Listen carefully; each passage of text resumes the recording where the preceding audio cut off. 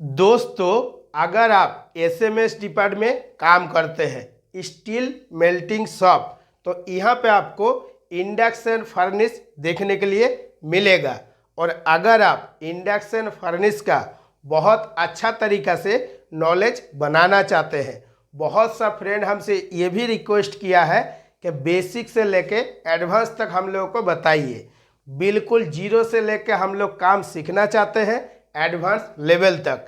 दोस्तों, वीडियो को अगर आप पॉइंट टू पॉइंट बारीकी से देखिएगा तो बहुत अच्छा तरीका से आप अपना प्रैक्टिकल नॉलेज बना सकते हैं।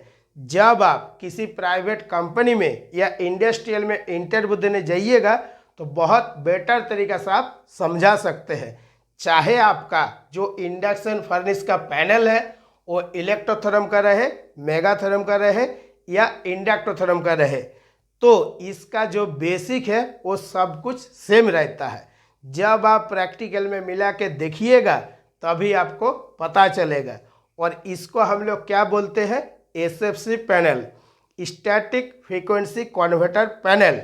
अभी जब आप बिल्कुल जीरो से नॉलेज बनाना चाहते हैं तो कहाँ से शुरुआत करना है ना? जो आपका पाम हाउस है, पाम हाउस में आपको जाना है और एक एक पॉइंट जो है वो बारीकी से देखना है कि जो आपका पाम हाउस में जितना सारा मोटर है इसका नाम क्या है और इसका काम क्या है। ये डॉल स्टार्टर से चल रहा है या स्टार्ट डेल्टा स्टार्टर या सॉफ्ट स्टार्टर। जब तक आप प्रैक्टिकल में मिला के देखिएगा नहीं तब तक आपका नॉलेज बनेगा नहीं। तो इसमें आपको देखने के लिए मिलेगा कॉइल कूलिंग का मोटर। तो ऐसे दूर से देखने से नहीं होगा, आपको जाकर प्रैक्टिकल में नज़दीक में जाकर मिला के देखना पड़ेगा कि जो कॉइल कूलिंग का मोटर है ये कितना किलोवाट का है, हीट एक्सचेंजर का जो मोटर है ये कितना किलोवाट का है। बारीकी से देखने के बाद एगो कॉपी और पेन लेके आपको नोट भी करके रखना है। जब आप किसी कंपनी में इंटरव्यू देने जाइएगा और आपसे पूछेगा कॉइल कूलिंग का मोटर जो है वो कितना किलोवाट का था, तो आप आराम से बेटर तरीके से बता सकते हैं। कॉइल कूलिंग का मोटर का काम क्या है? जो आपका इंडक्शन फर्नेस है, तो फर्नेस में जो आपका कॉपर का कॉइल है इसको ठंडा करने के लिए जो आपका पानी आता है कॉइल कूलिंग का मोटर से, तो ये जो पानी है ये कंटिन्यू कॉइल में चालू रहता है और इसी काम को करता है कौन सा? जो है कॉइल कूलिंग का मोटर। जो आपका इंडक्शन फर्नेस है तो इसमें जब आप प्रैक्टिकल में जाके मिला के देखिएगा तो किस तरह से देखना है ना। कॉइल कूलिंग का जो मोटर है इसमें जो आपका पानी आ रहा है, कौन सा पानी आ रहा है ना? ये सॉफ्ट वाटर पानी आ रहा है। तो किस तरह से आ रहा है, किस तरह से कॉइल में घुस रहा है और यहाँ से आउट होके किस तरह से जाके फिर दोबारा जो सॉफ्ट वाटर का टंकी है इसमें गिर रहा है। आपको इतना कन्फर्म होना चाहिए कि जो इंडक्शन फर्नेस का कॉइल है इसमें आपका जो सॉफ्ट वाटर चल रहा है। दो गो टैंकी आपको देखने के लिए मिलेगा, एक रहेगा आपका सॉफ्ट वाटर का, दूसरा रहेगा आपका रॉ वाटर का। तो दोनों का आपको अच्छा से पहचानना भी जरूरी है कि कौन हमारा सॉफ्ट वाटर है, कौन हमारा रॉ वाटर है। इस जगह में दोस्तों जो आपका सॉफ्ट वाटर है ये बहुत ही इम्पोर्टेंट चीज़ है।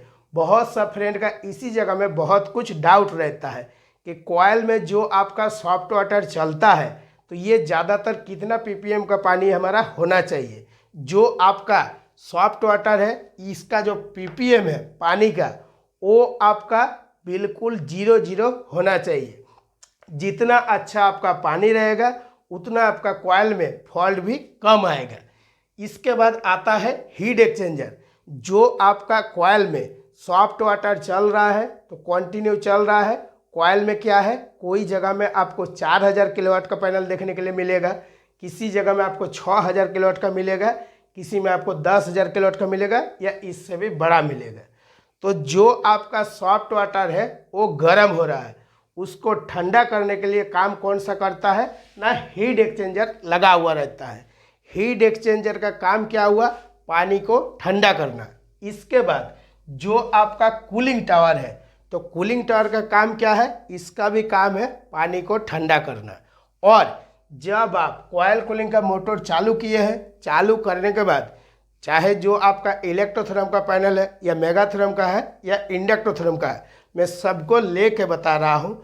तो जो आपका सॉफ्ट वाटर आएगा, आके कूलिंग टावर में गिर रहा है, गिरने के बाद जो आपका पानी गर्म हो गया है, पानी में से थोड़ा थोड़ा स्टीम निकलता है, उसी स्टीम को बाहर फेंक देता है। कौन फेंकता है ना, ये जो आपका कूलिंग टावर है, कूलिंग टावर। आगे जो और वीडियो आएगा और परफेक्ट एक एक पॉइंट के बारे में जब बताऊंगा तो सारा डाउट और आपको क्लियर हो जाएगा।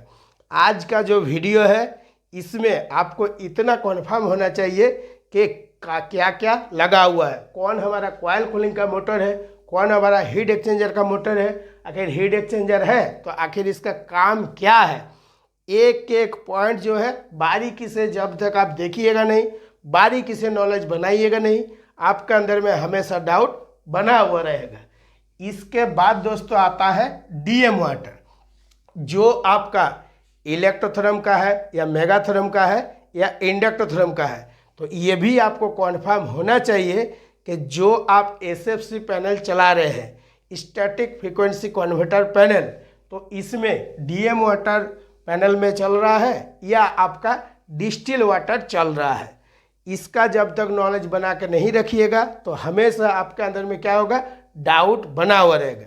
जैसे इलेक्ट्रोथर्म का पैनल अगर आपको मिलेगा, चाहे मैनुअल पैनल हो या डीफॉक पैनल हो, तो इसमें आपको डीएम वाटर ही देखने के लिए मिलेगा। लेकिन जो आपका इंडक्टोथर्म का पैनल है, इसमें आपको डिस्टिल वाटर देखने के लिए मिलेगा।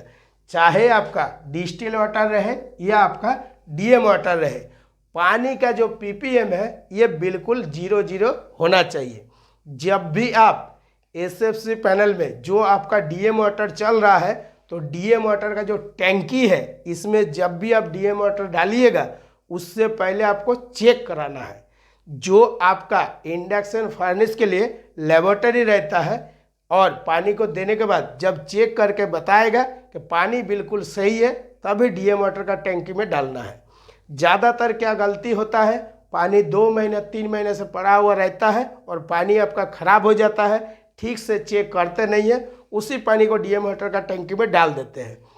इसके वजह से क्या होता है, बार बार हाई टेम्परेचर का प्रॉब्लम आना स्टार्ट हो जाता है। जितना बेटर तरीका से पानी को मेंटेन करिएगा, उतना आपको फॉल्ट कम देखने के लिए मिलेगा। चाहे आपका सॉफ्ट वाटर हो या आपका डिस्टिल वाटर या डीएम वाटर। अभी इसके बाद आता है कि डीएम वाटर का फुल फॉर्म क्या है, तो यहाँ पे लिखा हुआ है हाइड्रोलिक का मोटर। तो जो आपका हाइड्रोलिक का मोटर है, इसका काम क्या है ना, जब आपका टैप होता है, यानी कि जो इंडक्शन फर्नेस है, इसमें जो आपका लिक्विड मेटल बनता है, लिक्विड मेटल बनने के बाद फिर इसको बाहर लैडल में टैप करना पड़ता है। तो ये जो काम करता है, ये आपका हाइड्रोलिक मोटर का काम रहता है। हाइड्रोलिक मोटर जब तक आपका चालू नहीं होगा, तब तक जो है फर्नेस आपका 90 डिग्री तक नहीं उठेगा। और जिस तरह से मैं बोल रहा हूँ, प्रैक्टिकल में जाके जब मिला के देखिएगा तो सेम टू सेम आपका मैच हो जाएगा। चाहे आपका डीएम वाटर का मोटर रहे, हाइड्रोलिक का मोटर रहे, या कॉइल कूलिंग का मोटर रहे, या हीट एक्सचेंजर का मोटर रहे, जब आप कॉपी पेन में नोट कर रहे हैं तो कितना कितना किलोवाट का मोटर है, इसको भी आपको कॉपी में नोट करके रखना है। और मैं जिस तरह से बोल रहा कि इंटरव्यू देने जाइएगा तो आपसे पूछेगा, ऑलरेडी और भी बहुत सारा जो फ्रेंड है इस वीडियो को देख रहा है, तो मेरा क्वेश्चन के साथ साथ बिल्कुल सेम टू सेम मैच हो जाएगा। इसके बाद दोस्तों आता है हाइड्रोलिक के लिए भी एक हीट एक्सचेंजर का छोटा सा मोटर रहता है। जब आपका गर्मी का टाइम होता है या ठंडे का मौसम रहता है, तो हाइड्रोलिक ऑयल जो है वो बहुत ज़्यादा गर्म होता है। और ये छोटा छोटा चीज़ के ऊपर जब तक हम लोग ध्यान नहीं देते हैं, इसी के वजह से क्या होता है, हाइड्रोलिक ऑयल जो है वो सिलेंडर में हमेशा लीकेज होता रहता है। अगर ये जो हाइड्रोलिक टैंकी है, इसमें जो हीट एक्सचेंजर लगा हुआ है, इसको भी साफ करना पड़ता है और बहुत अच्छा तरीक़ा से मेंटेन करना पड़ता है। हाइड्रोलिक ऑयल को ठंडा करने के लिए जो आपका सॉफ्ट वाटर आ रहा है, इसका जो लाइन बना हुआ है, प्रैक्टिकल में इसको क्या करता है, ठीक से समझता नहीं है। और जो आपका कूलिंग के लिए पाइपलाइन दिया हुआ रहता है, कोई कोई जगह में उसको बंद कर देता है या काट के हटा देता है। इसके वजह से क्या होता है, जो आपका हाइड्रोलिक ऑयल है ये बहुत ज़्यादा गर्म होता है और सिलेंडर से आपका लीकेज होना स्टार्ट हो जाता है। सिलेंडर में जो आपका सील लगा हुआ है, सील आपका बार बार कट जाता है। तो अगर आपके पास हाइड्रोलिक मोटर है और हाइड्रोलिक के लिए हीट एक्सचेंजर दिया हुआ है, इसका जो मोटर है और इसमें जो पानी का पाइप का जो कूलिंग सिस्टम बना हुआ है, इसको भी आपको मेंटेन करके रखना है। इसके बाद दोस्तों आ जाता है एक डीजल इंजन पंप सेट रहता है। तो इसका काम क्या है ना, जब आपका कोई कारण से पावर कट जाता है या पावर चला जाता है, उस टाइम ये जो डीजल इंजन है इसको चालू करना पड़ता है। किस लिए कि उस टाइम आपका जो कॉइल कूलिंग का मोटर है वो तो बंद हो जाता है, लेकिन जो आपका इंडक्शन फर्नेस का पैनल है और आपका जो फर्नेस है, तो पैनल में तो आपका कोई कूलिंग का ज़रूरत नहीं पड़ता है, लेकिन जो आपका इंडक्शन फर्नेस है इसमें जो आपका कॉपर का कॉइल है और फर्नेस के अंदर में आपका लिक्विड मेटल है, इसके वजह से आपका कॉइल गर्म होता है। कॉइल जब गर्म होता है, उस कॉइल को ठंडा करने के लिए जब आपका बिजली नहीं रहता है या पावर कट जाता है, इमरजेंसी में ये डीजल इंजन को चालू करके कंटिन्यू पानी जो है वो चलाना पड़ता है। और जब आप प्रैक्टिकल में मिला के देखिएगा, एक आपको इमरजेंसी टैंकी देखने के लिए मिलेगा। जैसे ही आपका पावर कट जाएगा, तुरंत जो है एनआरबी ओपन होने के बाद कॉइल तक आपका पानी आने लगेगा और ये ज़्यादा देर तक आप चला नहीं सकते हैं। अगर टैंकी आपका बड़ा है तो 1 घंटा या 2 घंटा चलेगा, उसके बाद तो आपका पानी ख़त्म हो जाएगा। तो जब आपका इमरजेंसी पीरियड है, टैंकी से पानी आ रहा है, दोबारा उस टैंकी में पानी चढ़ाना है या रनिंग कंडीशन में ही डीजल इंजन चालू करके आपको कॉइल में पानी चला के कॉइल को ठंडा करना है। इसी काम के लिए एक आपका डीजल इंजन पंप सेट रखा जाता है। और ये जहाँ भी आपका इंडक्शन फर्नेस है, ये डीजल इंजन होना बहुत ज़रूरी है। नहीं तो कभी कभी क्या होता है, कोई जगह में डीजल इंजन जो है वो नहीं रखा जाता है, वहाँ पे आपका डीजल जनरेटर रखा जाता है इमरजेंसी पीरियड के लिए। और कभी कभी क्या होता है, जो आपका डीजल जनरेटर है इसका बैटरी कोई कारण से डाउन हो गया है और पावर कट गया है और आप डीजल इंजन चालू करने जा रहे हैं, तो ये कोई जरूरी नहीं का हर बार आपका फेल होगा, लेकिन कभी कभी क्या होता है, ये डीजल जनरेटर जो है ये स्टार्ट नहीं होता है। तो उस कंडीशन पे भी ये जो आपका डीजल इंजन पंप सेट है, इसको अगर आप चालू कर दीजिएगा तो कॉइल में आपका क्या होगा, कुछ भी फॉल्ट नहीं आएगा। ज़्यादातर क्या होता है, हम लोग ये जो डीजल इंजन है और डीजल जनरेटर है इसको बारीकी से देखते नहीं, इसको ठीक से मेंटेन नहीं करते हैं और ओवर कॉन्फिडेंस में आ जाते हैं। ये सोचते हैं कि जब फॉल्ट आएगा तब देख लेंगे। ऐसा बिल्कुल भी नहीं है। फॉल्ट आने से पहले आपको अच्छा से काम करना है और अच्छा से ध्यान रखना है। इसके बाद दोस्तों कि जब आप इंडस्ट्रियल में या प्राइवेट कंपनी में काम करिएगा तो इस जगह में मेंटेनेंस किस तरह से करना है, ऑलरेडी मैं वीडियो बनाकर आप लोगों को समझाया हूँ कि पीआई, पीएम और टीपीएम किस तरह से करना है। और अगर आप बेटर तरीके से और मेंटेनेंस करना चाहते हैं तो यहाँ पे जो चीज़ लिखा हुआ है, क्लीनिंग, लुब्रिकेशन, इंस्पेक्शन और टाइटिंग, ये चारों पॉइंट को अगर आप बहुत बेटर तरीके से फॉलो करिएगा तो आपका जो है फॉल्ट आने से पहले आपको पता चल जाएगा। और एक एक पॉइंट के बारे में जब तक आप नॉलेज नहीं बनाइएगा, हमेशा आपके अंदर में डाउट बना हुआ रहेगा। जो आपका इंडक्शन फर्नेस है इसमें आपको 3 गो पानी देखने के लिए मिल रहा है, सॉफ्ट वाटर, रॉ वाटर और डीएम वाटर।